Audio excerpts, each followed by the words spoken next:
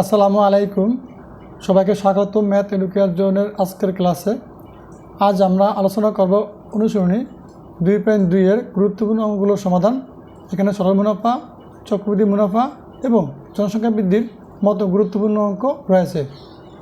আজকের ক্লাসে আমরা প্রতিটি অঙ্ক ধাপে ধাপে সূত্র প্রয়োগ করে সমাধান করব, যাতে তোমরা শুধু উত্তর নয়, অঙ্ক করার পদ্ধতিটাও ভালোভাবে বুঝতে পারো। তাহলে চলো প্রথম অঙ্কটি দিয়ে আলোচনা শুরু করি।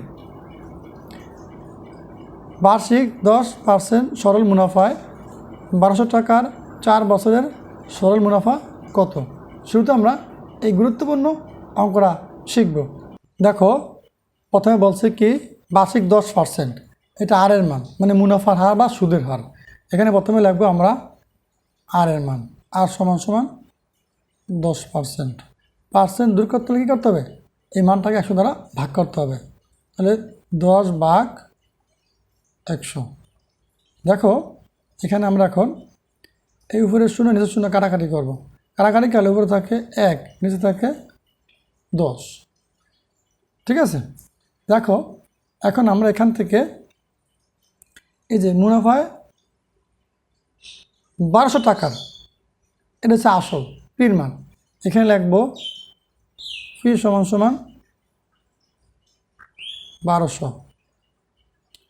তারপরে দেখো,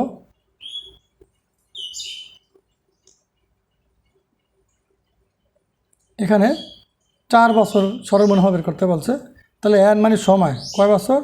4 বছর। সরল মুনাফা আই দ্বারা প্রকাশ করা হয়, আই ইকুয়াল টু হোয়াট, মানে প্রশ্নবোধক চিহ্ন। ঠিক আছে, আমরা আয়ের মানটা বের করব। এখানে 1 নম্বর দিয়ে লিখবা আমরা জানি, আমরা জানি I is equal to P N R. পির মান বসাও, পির মান কত? 1200 গুণ এন গুণাকার আছে, এর মান কত? 4 বছর। যে মুনাফার হার আর মান কত? যে 1/10। ডান দিয়ে উপরে 1 লাখ, নিচে 10 লাখ।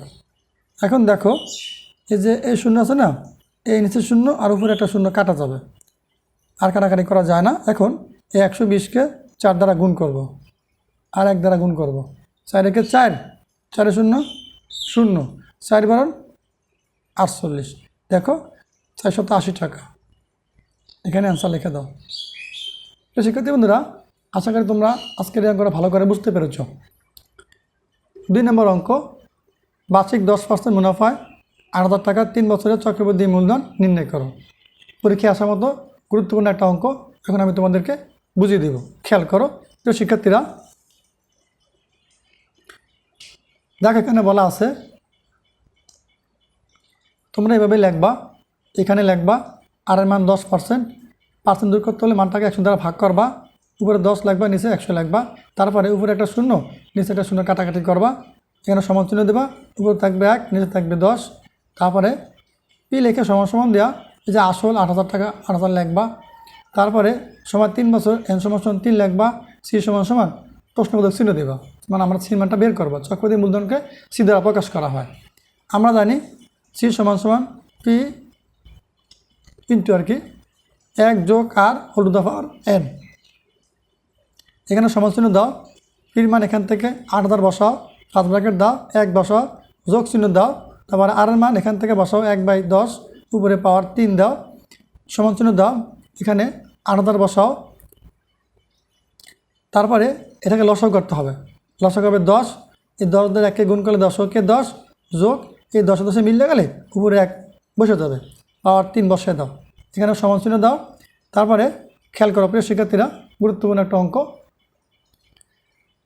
এই 10-এর সাথে 1 যোগ করলে এখানে 11 বসবে, নিচে 10 বসে দাও, পাওয়ারের 3 বসে দাও, আর এখানে যা আছে তো তা বসবেই। ঠিক আছে?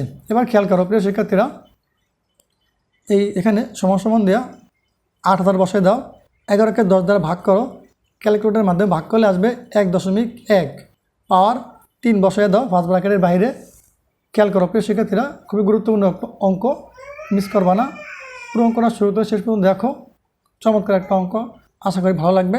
তারপরে এখানে সমান চিহ্ন দাও, 8000 বসাও, এখানে গুণ আকার আছে, গুণ চিহ্ন দাও, এই যে 1.1 পাওয়ার 3 তুমি যদি ক্যালকুলেটরের মাধ্যমে লেখো তাহলে এই যে মান আসবে বাঙালি টার্ম 1.331। তারপরে এই দুটো মান গুণ করো, এই যে 8,000 আর 1.331 গুণ করলে আসবে 10,648 টাকা। এটি কিন্তু চক্রবৃদ্ধি মূলধন, ঠিক আছে? পাশে অ্যান্সার লেখা দেবা। তো শিক্ষার্থীরা, তাহলে আজকাল আলোচনা এই পর্যন্তই ছিল। তোমরা এই গুরুত্বপূর্ণ ক্লাসটা শুরু থেকে শেষ পর্যন্ত দেখো, আশা করি অবশ্যই ভালো লাগবে। যদি ভিডিও ভালো লাগে ভিডিওতে লাইক করবা, কমেন্ট করবা, শেয়ার করবা এবং চ্যানেল সাবস্ক্রাইব করে আমাদের সাথে থাকবা। পরবর্তী পর্ব দেখার আমন্ত্রণ জানিয়ে আজকে এখানে শেষ করছি। আল্লাহ হাফেজ।